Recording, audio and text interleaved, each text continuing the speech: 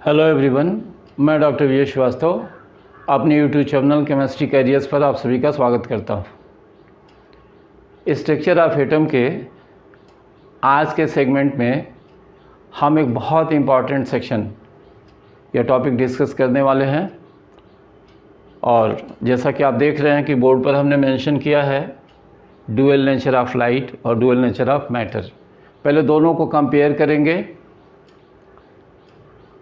और फिर उसके बाद से डुअल नेचर ऑफ मैटर में हम डिस्कस करेंगे वेव नेचर ऑफ मैटर, क्योंकि पार्टिकल नेचर तो पहले से पता था मैटर का कि मैटर जो था वो स्मॉल पार्टिकल से मिलकर के बना, और सारे कॉन्सेप्ट्स और सारे फिनोमेना पार्टिकल नेचर को ध्यान में रखते ही ऑब्जर्व किए गए, दिए गए, और ऑब्जर्वेशंस में भी वही मिला था। तो सबसे पहले हम थोड़ा सा डिस्कस करें या थोड़ा सा एक ब्रीफ अकाउंट बताएं डुअल नेचर ऑफ लाइट का, फिर उसके बाद से डुअल नेचर ऑफ मैटर, जिसमें स्पेशली हम डिस्कस करेंगे डे ब्रॉगली इक्वेशन यानी वेव नेचर ऑफ इलेक्ट्रॉन। तो स्टार्ट कर रहे हैं हम। पहले एक कंपैरेटिव देखते चलेंगे, साथ में ज़्यादा क्लियर समझ में आएगा। वेव नेचर ऑफ लाइट, तो वेव नेचर ऑफ लाइट में आपको बताएं कि इसका पार्टिकल जो होता है क्या है, फोटॉन है। ये फोटॉन से मिलके बना है। जो मैटर है इसके पार्टिकल्स में इलेक्ट्रॉन, प्रोटॉन, न्यूट्रॉन एक्सेट्रा, ये पार्टिकल्स हैं। स्पेशली बात हम जो है वो इलेक्ट्रॉन के लिए करते हैं। तो लाइट का जो पार्टिकल नेचर है उसके एविडेंसेस आपको पहले बताएं। दो इम्पॉर्टेंट एविडेंसेस इसके लिए रहे। पहला एविडेंस था ब्लैक बॉडी रेडिएशन,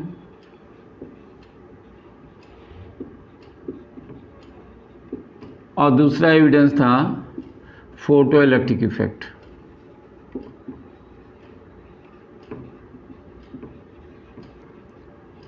इन दोनों से कंफर्म हुआ कि लाइट पार्टिकल्स जो होते हैं उनमें ये पार्टिकल नेचर पाया जाता है, यानी लाइट में पार्टिकल नेचर होता है। अब दूसरा सेगमेंट जो इसका आता है वो है वेव नेचर।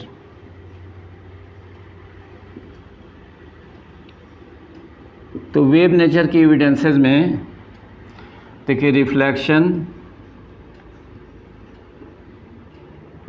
रिफ्रैक्शन,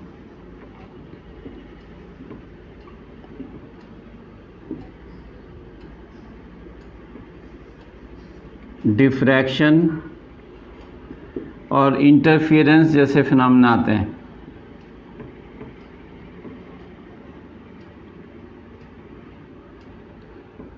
तो ये प्रूव करते हैं कि लाइट में वेव नेचर होता है, और जब वेव नेचर है तो इसके लिए वेवलेंथ होगी, और उसके लिए इक्वेशन दिया गया lambda equals to h/mc। Lambda जो होता है वो वेवलेंथ है लाइट वेव की, h प्लैंक्स कांस्टेंट है,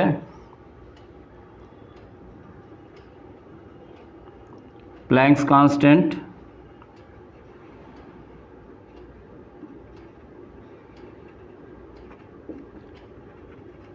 ये m जो होता है ये मास है फोटॉन का,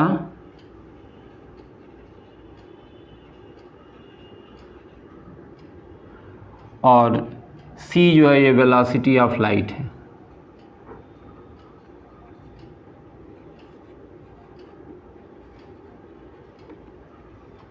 तो ये बताया हमने एक ब्रीफ अकाउंट जल्दी से पार्टिकल नेचर और वेव नेचर ऑफ इलेक्ट्रॉन के। अब इसमें ये पार्टिकल नेचर और वेव नेचर लाइट का। अब हम बात करते हैं मैटर में पार्टिकल नेचर का हमारा फोकस जो इसका माइक्रोस्कोपिक या एटॉमिक पार्टिकल इलेक्ट्रॉन है स्पेशली उसके लिए होगा।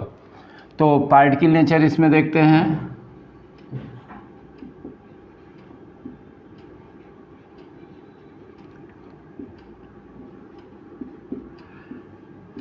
पार्टिकल नेचर में देखते हैं कि इलेक्ट्रॉन्स जब स्ट्राइक करते हैं जिंक सल्फाइड की स्क्रीन पर तो वो शाइनिंग स्पॉट्स हमको मिलते हैं और वो स्पॉट्स कहलाते हैं सिंटिलेशन। तो पार्टिकल नेचर का जो कन्फर्मेशन होता है वो सिंटिलेशन से होता है।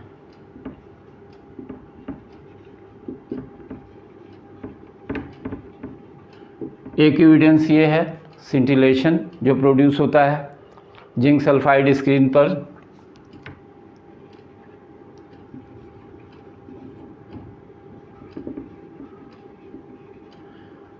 दूसरा एविडेंस जो है वो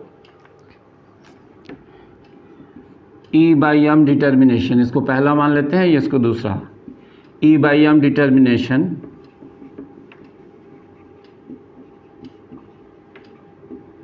बाय टॉमसन। तो ये दो मेन एविडेंसेस हैं जो पार्टिकल नेचर को कंफर्म करते हैं। अब बात करते हैं वेव नेचर की, जो सबसे इम्पॉर्टेंट एस्पेक्ट है। Wave nature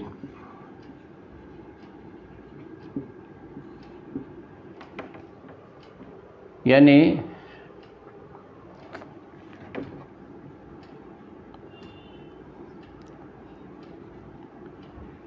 Lewis day Broglie concept, इसकी बात हम कर रहे हैं। तो 1924 में लुईस डे ब्रॉगली ने, जो कि फ्रेंच फिजिसिस्ट रहे, उन्होंने ये सजेस्ट किया कि लाइट वेव्स की तरह से जो मूविंग माइक्रोस्कोपिक मटेरियल पार्टिकल्स हैं स्पेशली इलेक्ट्रॉन, उनमें भी वेव नेचर पाया जा सकता है। और इलेक्ट्रॉन वेव के लिए जो वेव इक्वेशन उन्होंने दिया वो दिया लैम्डा इक्वल्स टू h/mv। ये वेव इक्वेशन दिया इलेक्ट्रॉन के लिए, जहाँ m जो हो गया ये मास हो गया, मास ऑफ इलेक्ट्रॉन, और v equals to velocity of electron, और h आपको पता ही प्लैंक्स कांस्टेंट, और ये लैम्डा जो थी वेवलेंथ हो गई इलेक्ट्रॉन वेव की। तो ये जो इक्वेशन है लैम्डा इक्वल्स टू h/mv, ये बिल्कुल इस इक्वेशन का एनालॉगस इक्वेशन है।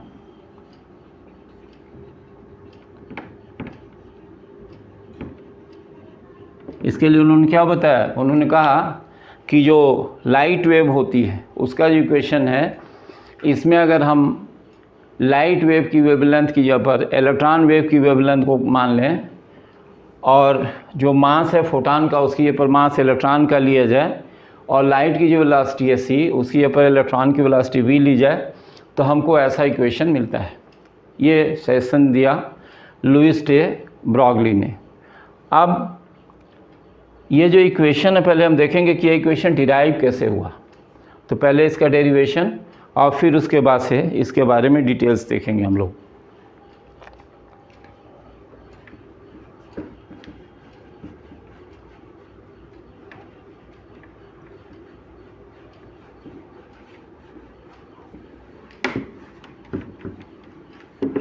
तो सबसे पहले स्टार्ट करते हैं derivation.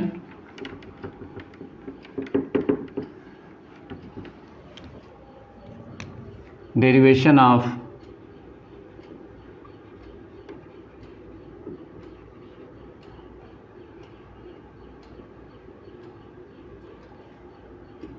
Lambda equals to H upon M सी।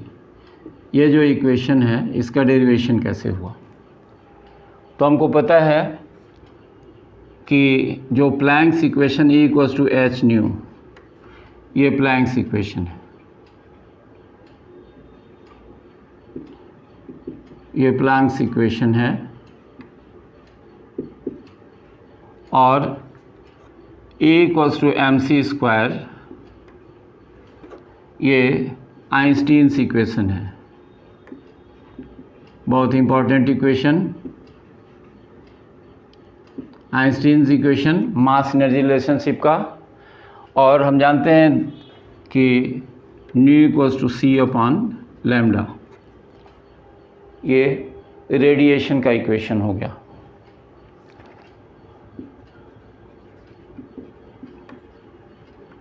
तो अगर हम इन दोनों इक्वेशंस को ले लें एक साथ में, तो इससे हमको मिल जाता है E equals to H C upon lambda, ये इक्वेशन मिल गया।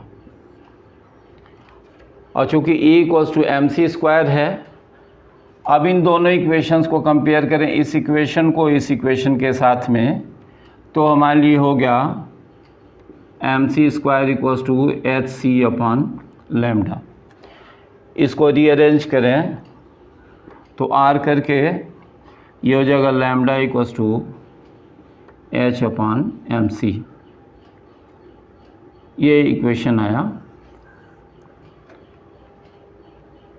लाइट वेव की, फोटॉन के लिए, जहाँ की लैम्डा जो होता है ये वेवलेंथ है और एच प्लैंक्स कांस्टेंट, ये मास ऑफ फोटॉन हो गया, और ये जो है वेलोसिटी ऑफ लाइट हो गई। तो इसी को बताया कि अगर हम लैम्डा जो वेवलेंथ है उसको इलेक्ट्रॉन वेव की वेवलेंथ माने, और एच प्लैंक्स कांस्टेंट ऑलरेडी है, और एम जो होता है वो जो फोटॉन का मास उसी पर इलेक्ट्रॉन का मास, और लाइट वेलोसिटी पर इलेक्ट्रॉन की वेलोसिटी अगर मेंशन करें, तो जो इक्वेशन होगा डे ब्रॉगली इक्वेशन,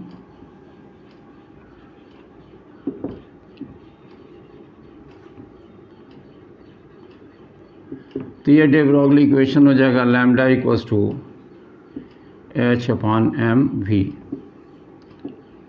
ये डे ब्रॉगली इक्वेशन हो गया। अब बताया इसमें कि एच प्लैंक्स कांस्टेंट है, एम जो है मास है, वी जो होता है वो वेलोसिटी है इलेक्ट्रॉन की। अब इससे हम ये कह सकते हैं कि वेव नेचर, लैम्डा किससे एसोसिएटेड है? वेव नेचर से। और ये हो गया मोमेंटम, इसको ऐसे भी कर सकते हैं एच अपॉन पी, ये मोमेंटम हो गया इलेक्ट्रॉन का। तो कह सकते हैं कि wave nature inversely proportional to particle nature.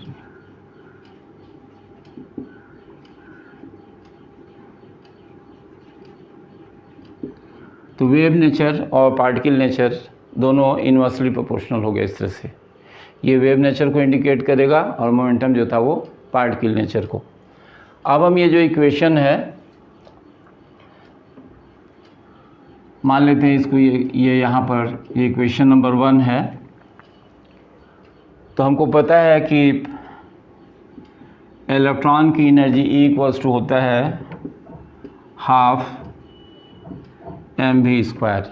Moving particle की एनर्जी ऐसे निकालते हैं हाफ एम वी स्क्वायर। अगर हम इसमें दोनों साइड में m से मल्टीप्लाई कर दें तो कह सकते हैं M E equals to half M square V square, या इसको कर दें तो हो गया M square V square equals to 2me, या कह सकते हैं कि एम वी अगर यहाँ से निकालें तो ये होगा √2me के, ये एम वी की वैल्यू आ गई। और इस एम वी की वैल्यू को अगर हम सब्स्टिट्यूट कर दें इक्वेशन 1 में तो हम कह सकते हैं कि लैम्डा इक्वल्स टू h/√2m_e, ये एक इक्वेशन हो जाएगा इलेक्ट्रॉन के लिए।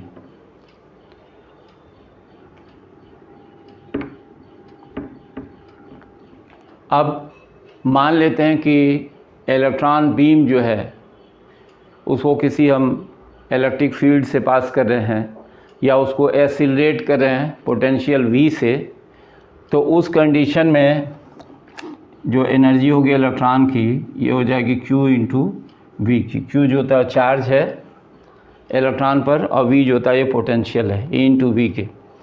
अब इस वैल्यू को अगर इसमें सब्स्टिट्यूट कर दें तो कह सकते हैं लैम्डा इक्वल्स टू h/√2m_q_v के। तो ये कुछ इक्वेशन फॉर्म्स बताए हमने जो कंपटीशन पॉइंट ऑफ व्यू से इम्पॉर्टेंट हो सकते हैं और इन पर न्यूमेरिकल्स पूछे जा सकते हैं, डायरेक्टली वैल्यूज़ रख करके हम सॉल्व कर सकते हैं। तो ये देखा हमने कि डे ब्रॉगली इक्वेशन क्या है, कैसे ये इक्वेशन आया एग्जिस्टेंस में लाइट इक्वेशन की सहायता से, और डिफरेंट फॉर्म्स इसके क्या है। तो ये तो हमने आपको बताया कि जो डे ब्रॉगली इक्वेशन आया मैटर वेव के लिए उसके बारे में। तो ये तो सजेशन था और सजेशन के लिए इतनी सारी चीज़ें दी गई, लेकिन सजेशन तब तक नहीं माना जाएगा जब तक कि उसका कन्फर्मेशन नहीं हो जाता है। कन्फर्मेशन कैसे हुआ तो आपको बताएं इसके लिए 1927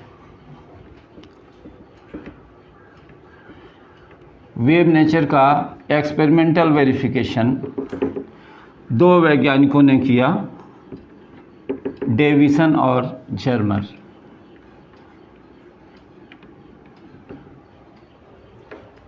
तब हम आपको बता रहे हैं एक्सपेरिमेंटल वेरिफिकेशन ऑफ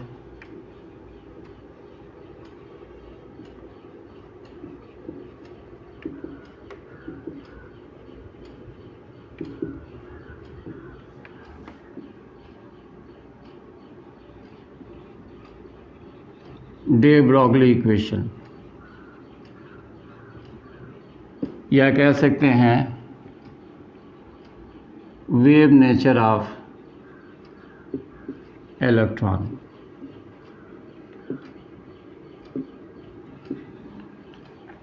इसका एक्सपेरिमेंटल वेरिफिकेशन, तो पहला एक्सपेरिमेंटल वेरिफिकेशन में आपको बताया डेविसन और जर्मर 1927। इन्होंने इलेक्ट्रॉन बीम प्राप्त किया और इस इलेक्ट्रॉन बीम को ये एक्सीलरेटर लगाया, बीम को एक्सीलरेट किया। ये फिलामेंट है और ये इलेक्ट्रॉन बीम हो गई, और ये एक्सीलरेटर लगाया, बीम एक्सीलरेट हुई। एक्सीलरेट होने के बाद से बीम जो होती है पास होती है निकल प्रिज्म से, सॉरी निकल क्रिस्टल से।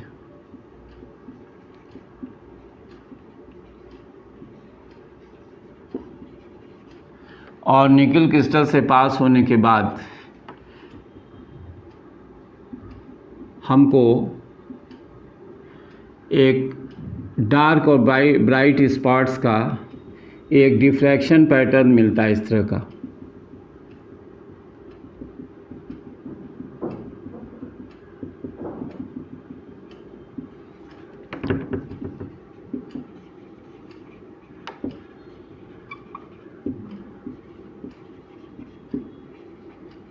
तो हम जानते हैं कि डिफ्रैक्शन जो है, ये जो डिफ्रैक्शन है ये वेव नेचर है।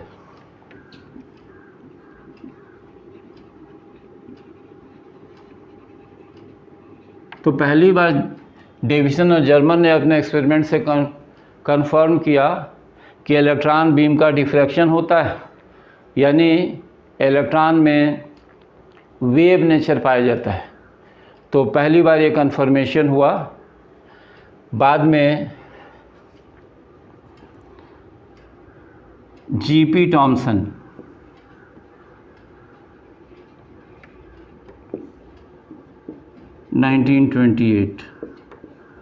इन्होंने निकल क्रिस्टल की जगह पर गोल्ड फाइल यूज़ किया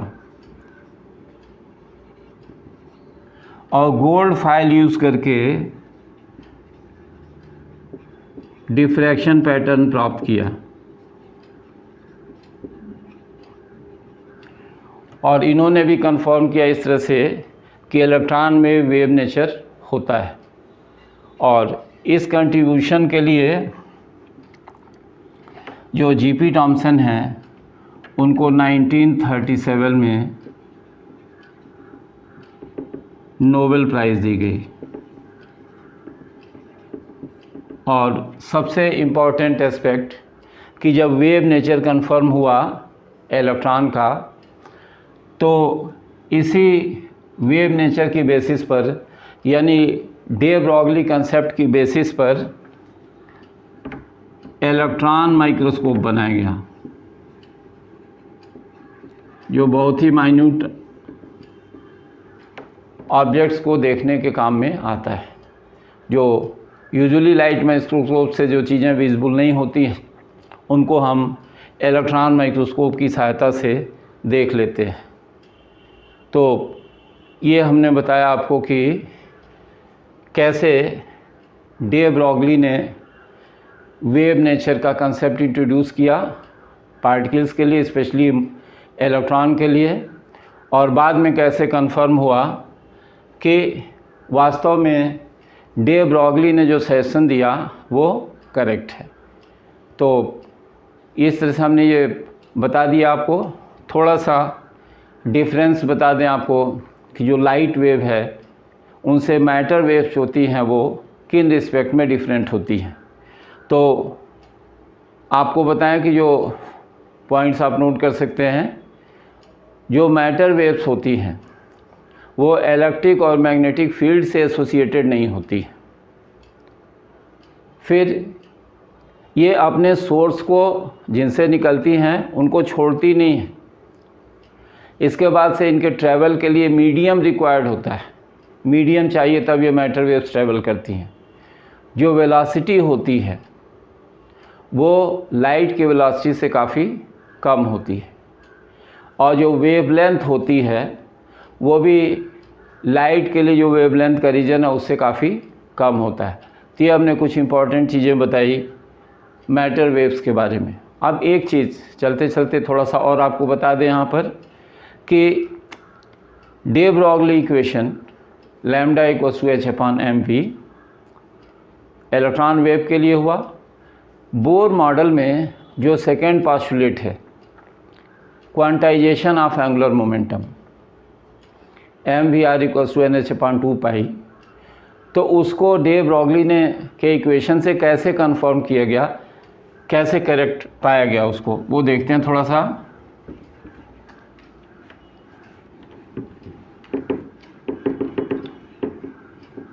यानी explanation of bore second postulate, ये हम आपको थोड़ा जल्दी से बता दें।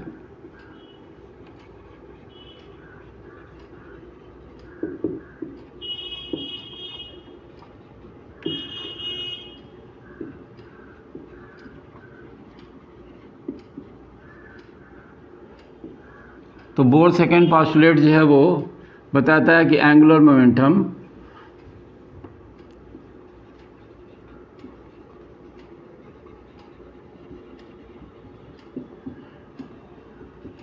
mvr equals to nh/2π। तो अब